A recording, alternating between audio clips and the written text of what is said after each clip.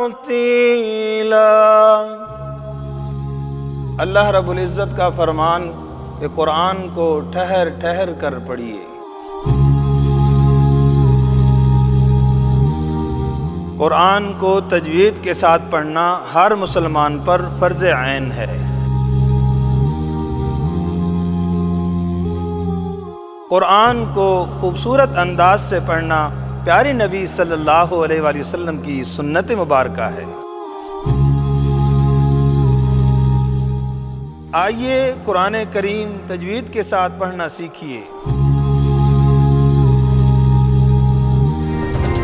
دیکھیے پروگرام تجوید القرآن روزانہ صبح 7:40 پر صرف نیو نیوز پر۔